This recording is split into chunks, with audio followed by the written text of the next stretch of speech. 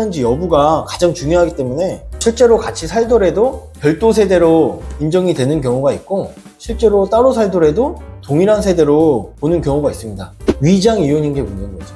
비과세 때문에 위장 이혼 해가지고 실제로는 같이 산다면은 비과세가 안 된다.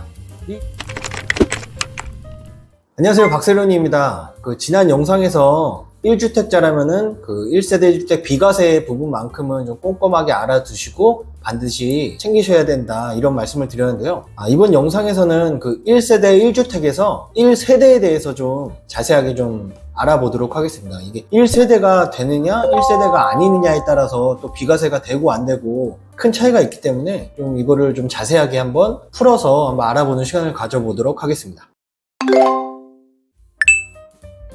우선 소득세법 88조에서 1세대에 대한 정의가 나와 있는데요.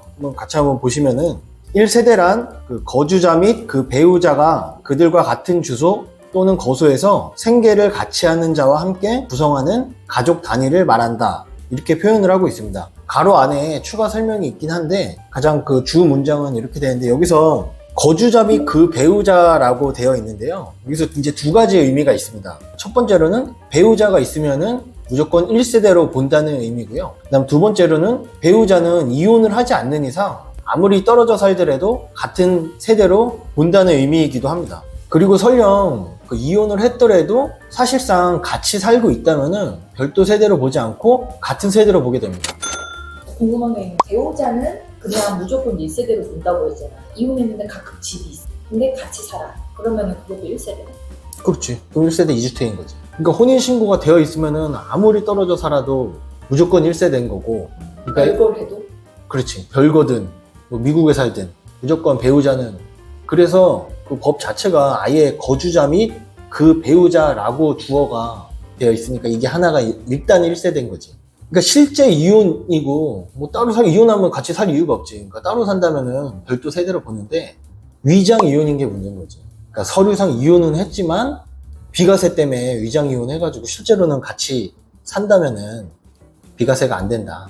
이 경우도 주택이 하나라면은 전혀 고려할 이유가 없는 거고. 그때 다른 채널에서도 한번 얘기한 게 있는데 실제로 이혼을 했는데 주민등록상 같이 되어 있었던 거야. 그러니까 이게 감사 받을 때 이 남편께 비과세가 안 된다. 그래서 부인이 조그만 빌라를 하나 갖고 있었거든. 근데 남편 거를 팔았는데 그게 비과세가 안 된다, 위장 이혼이다 해서 과세가 된 적이 있지. 다음으로 이제 중요한 부분이 이 생계를 같이 하는 이 부분인데요. 대법원 판례에 따르면은 생계를 같이 하는 동거 가족이란 반드시 주민등록표상 세대를 같이 해야 되는 것만이 아니고 일상생활로 볼 때 동일한 생활자금에서 생활하는 단위를 의미한다고 판시한 바가 있습니다. 생계를 같이 하는지 여부가 가장 중요하기 때문에 실제로 같이 살더라도 별도 세대로 인정이 되는 경우가 있고 실제로 따로 살더라도 동일한 세대로 보는 경우가 있습니다. 또 이제 생계를 같이 하는 자 이 뒷부분에 괄호로 좀 추가 설명이 있는데요. 이 괄호를 보시면은 이제 본인 및 배우자의 직계 존비속, 그러니까 자녀나 본인의 부모 아니면은 시부모님, 장인, 장모 이렇게 표현이 되고요. 그리고 이제 형제, 자매를 말한다고 규정을 하고 있습니다. 이렇게 범위가 규정이 되어 있기 때문에 실제로 생계를 같이 하더라도 배우자가 아닌 내연 관계라든지 형제, 자매의 배우자, 매형이나 재수씨, 그다음에 형부 이런 관계는 같은 세대로 보지 않습니다. 그리고 1세대 정의 마지막 부분에서 다만 대통령령으로 정하는 경우 배우자가 없어도 1세대로 본다, 이렇게 되어 있습니다. 아까 제가 처음에 얘기했듯이 배우자가 있으면 1세대로 무조건 본다고 말씀드렸는데요. 배우자가 없어도 일정한 경우에는 1세대로 보는데요. 대통령령을 한번 보겠습니다. 152조의 3에 규정하고 있는데요. 첫 번째로는 거주자의 나이가 30세 이상인 경우 배우자가 없어도 1세대로 본다, 해석할 수 있고요. 두 번째로는 과거에는 배우자가 있었는데 그 배우자가 사망을 했거나 이혼을 해서 지금은 없더라도 1세대로 본다, 이렇게 볼 수 있습니다. 그리고 마지막 세 번째로는 기준 중위소득이라고 있는데요. 기준 중위소득의 40% 이상 수준으로 소득이 있고 본인이 소유하고 있는 뭐 주택이나 토지를 관리하고 독립적으로 생계를 유지할 수 있는 경우에 배우자가 없어도 1세대로 본다. 이렇게 규정을 하고 있습니다. 대부분 좀 문제되는 게 요 3번 요 소득 요 부분인데요.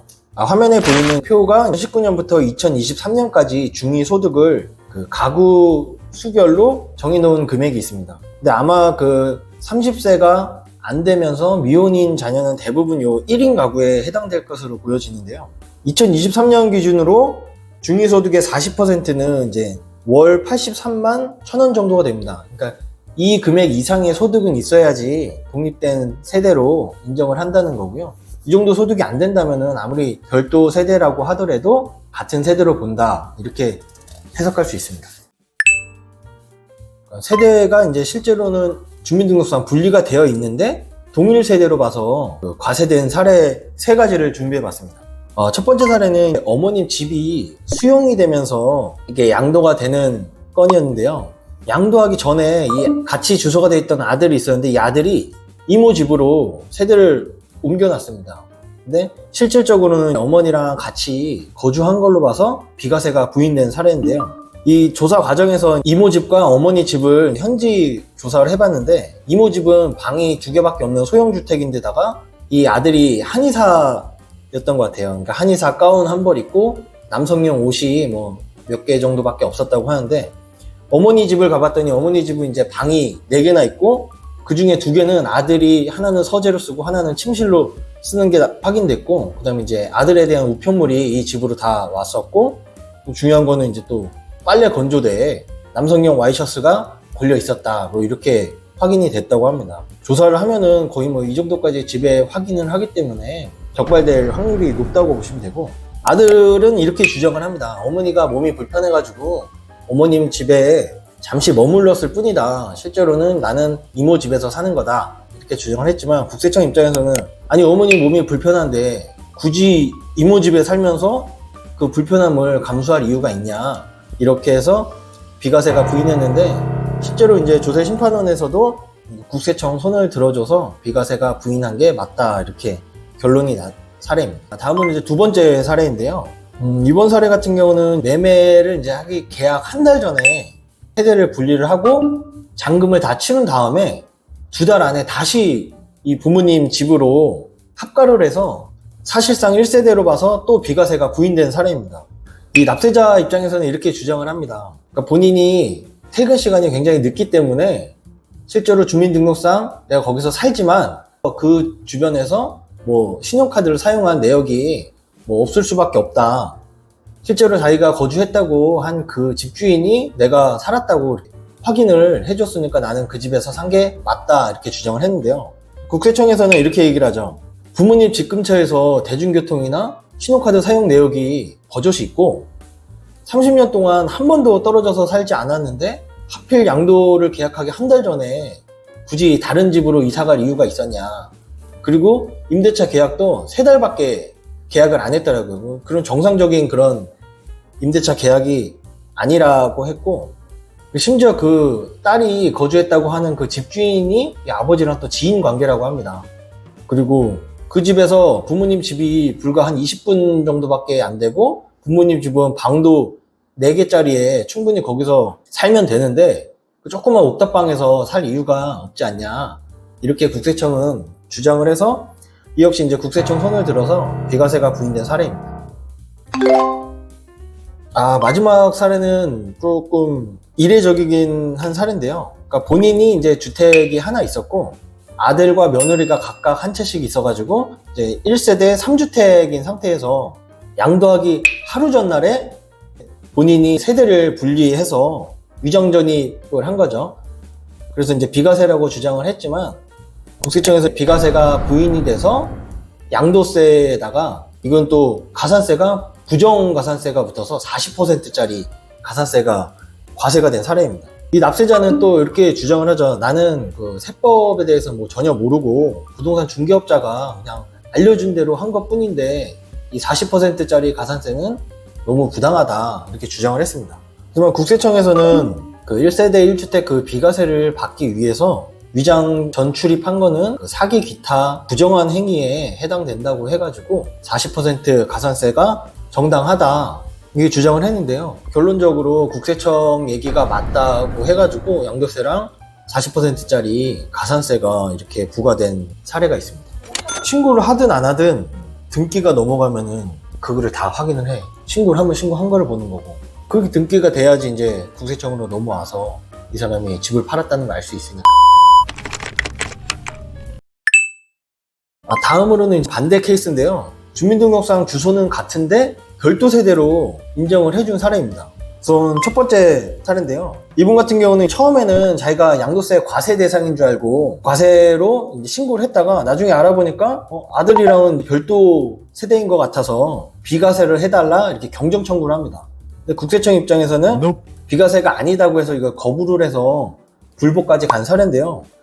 판결 내용을 보면은 이 양도할 때 아들은 만 45세로 이제 경제적으로 독립해서 생활할 수 있고 꾸준한 이제 근로소득이 있었다고 합니다. 그리고 뭐 신용카드, 그다음 계좌 거래 내역 그런 거에 통신비나 뭐 교통비, 본인이 내야 할 세금, 병원비 같은 그런 생활비를 다 자기가 번 돈으로 부담하고 있는 것으로 이 아버지와 이 아들은 별도로 경제 활동을 하고 있다고 보는 게 타당하다고 판결을 했고요. 그래서 이게 주소는 같지만 그 동일한 생활 자금에서 생활하는 생계를 같이 하는 가족이 아니고 독립된 세대다 이렇게 판단해서 환급해 주는 게 맞다 이렇게 결론이 난 사례입니다.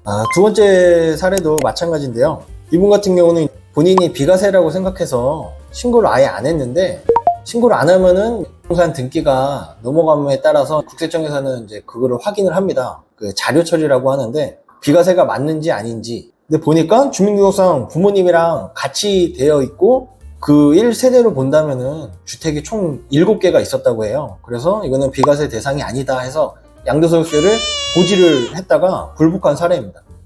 이거 같은 경우는 납세자는 뭐 실질적으로 부모님은 그 2번 주택에서 살았다고 하고 본인은 1번 주택에서 살았다고 이렇게 주장을 한 부분인데요. 국세청 입장에서는 주택 2에서 다 같이 살았다라고 했는데 실제 판결에서는 둘이 같이 살았다고 볼만한 뭐 구체적인 증빙을 국세청에서 제시하지 못하고 있다고 하고 더 중요한 거는 실제로 그 주택 2번에서 부모님과 같이 거주하더라도 지금 30세가 이상이 되고 일정한 근로소득이 있고 아까 먼저 사례랑 비슷하죠. 아버지는 또 아버지대로 별도 또 근로소득이 있기 때문에 각각 별도의 생활 자금으로 독립해서 생계를 유지한 것으로 보여진다. 같이 주소에 있다고 하더라도 생계를 같이 하는 1세대로는 보기 어렵다 해서 양도세는 취소해줘야 된다 이렇게 결론이 난 사례입니다.